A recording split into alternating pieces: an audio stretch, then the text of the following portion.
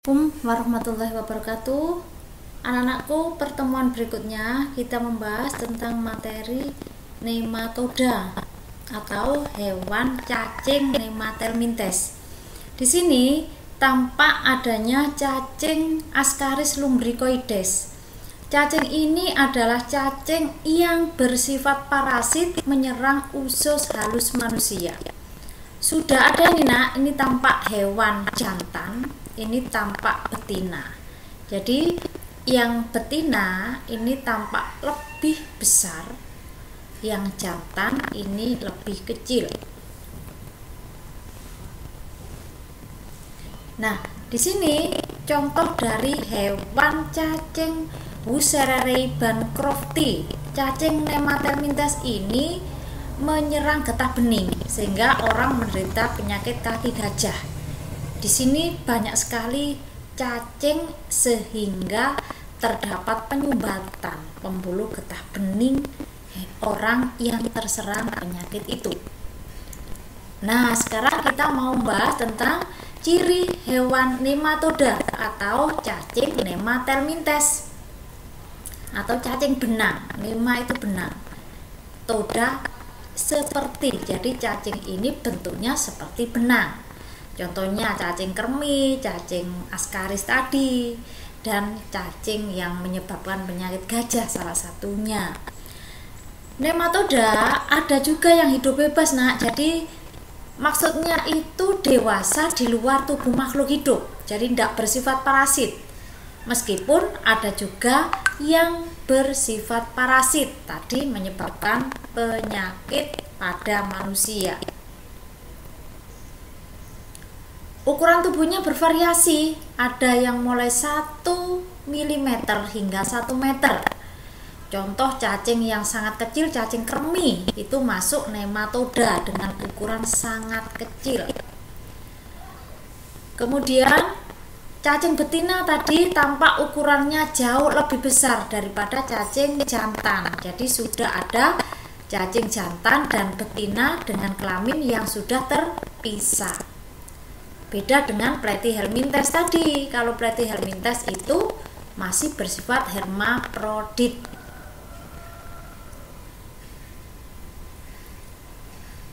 Macam-macam dari nematoda. Coba kita lihat dulu bagaimanakah bentuk dari nematoda yang ini.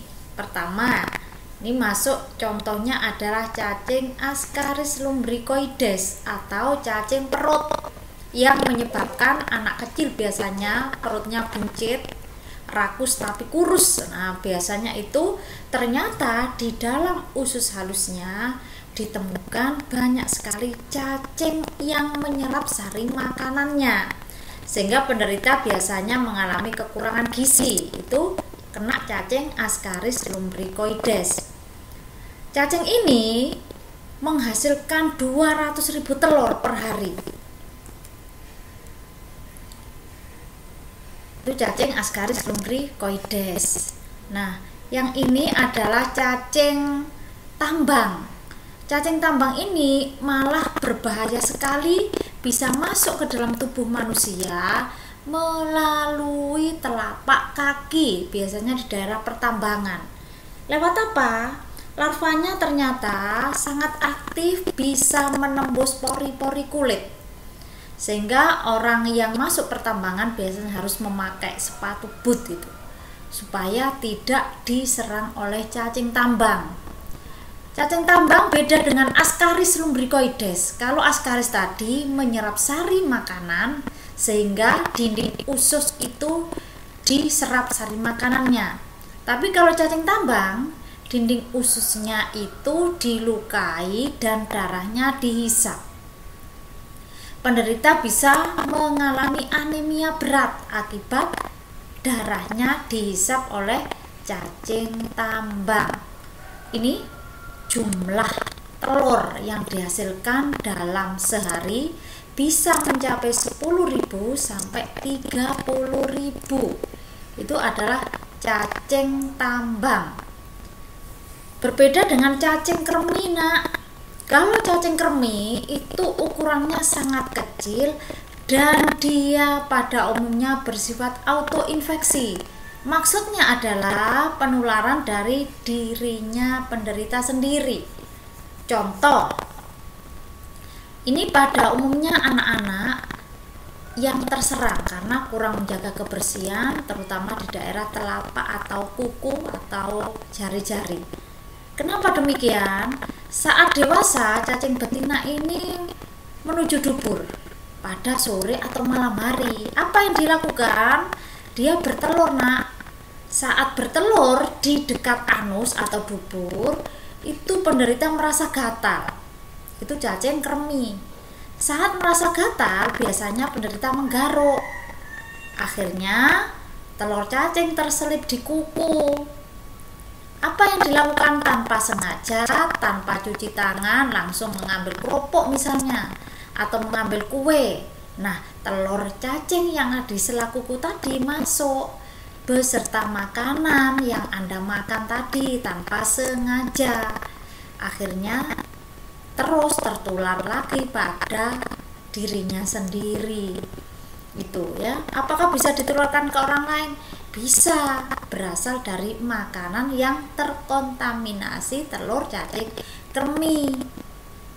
Dari mana asalnya? Bisa dari sayuran yang kurang bersih mencuci. Kebetulan aliran air yang berasal dari sungai terkontaminasi feses manusia yang terinfeksi cacing kremi. Ini Wuchereria bancrofti atau cacing rambut yang tadi tampak adanya penyakit kaki gajah. Cacingnya namanya ini cacing rambut atau Wuchereria bancrofti. Bagaimana cacing yang menyebabkan kaki gajah ditularkan? Dia tidak menembus kulit cacingnya, tapi lewat perantara nyamuk culex bisa, nyamuk anopheles bisa. Kemudian dari penderita pindah ke orang lain. Misalnya begini, cacing betina ini menghasilkan mikrofilaria. Berada di mana dia? Di pembuluh darah besar, dan pada malam hari pindah ke pembuluh darah kecil di bawah kulit. Jadi biasanya pada malam hari mikrofilaria atau larvanya cacing yang sangat kecil, filaria yang kecil, tapi itu cacing ini sangat kecil ini pindah di bawah kulit pada malam hari. Berpindah lewat apa? Lewat peredaran darah. Nah, kita kan punya banyak sekali peredaran darah toh pada permukaan kulit tampak itu yang biru-biru.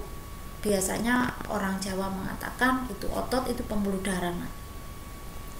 Saat nyamuk culet menggigit pada malam hari, maka mikrofilaria di bawah kulit masuk ke perutnya nyamuk. Nah, mikrofilaria menembus usus nyamuk lalu bermetamorfosis pindah ke tubuh manusia saat nyamuk tersebut menggigit manusia. Jadi mikrofilaria yang ada di bawah kulit penderita digigit nyamuk, kemudian mikrofilaria menembus dinding usus nyamuk, dan saat nyamuk berpindah ke orang yang tidak menderita bisa menularkan larvanya nyamuk Wuchereria bancrofti.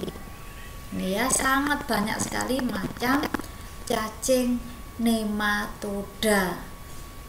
Ini ada cacing yang menyebabkan buta atau Onchocerca volvulus. Siapa pembawa atau vektornya? Lalat kecil. Cacing ini banyak di Afrika. Alhamdulillah di Asia seperti kita masih jarang. Yang banyak di daerah tertentu. Tapi cacing lain juga banyak nak, yang sudah Bu Ica sebutkan tadi. Ini adalah macam nematoda yang merugikan. Hidupnya parasit. Pada umumnya cacing nematoda atau Nemathelminthes itu merugikan. Maksudnya adalah hampir semuanya bersifat parasit. Ada yang parasit pada tumbuhan, ada juga yang parasit pada hewan atau manusia. Kita lanjut ya. Ini Annelida, nak. Annelida itu cacing cincin atau Anulus. Coba lihat, ini contohnya lintah yang sedang digunakan untuk terapi pada manusia. Ini Oligoseta, cacing tanah. Coba lihat, ini Polychaeta yang hidup di laut. Kalau yang Polychaeta ini di air di tanah. Kalau yang ini biasanya hidup di daerah yang suhunya dataran tinggi, misalnya di pegunungan atau di sekitar tanaman yang lembab ya, yang lembab. Nah, ini nak, coba lihat, hidup Annelida ini cacing yang tidak parasit, nak, tidak menyebabkan penyakit.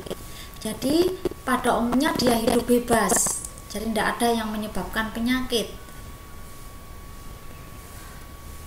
Meskipun hanya beberapa yang menyebabkan penyakit. Ini kenapa disebut Annelida ini Anulus? Jadi ada lingkaran-lingkaran seperti cincin di permukaan tubuhnya. Tubuh terbangun atas 3 lapisan.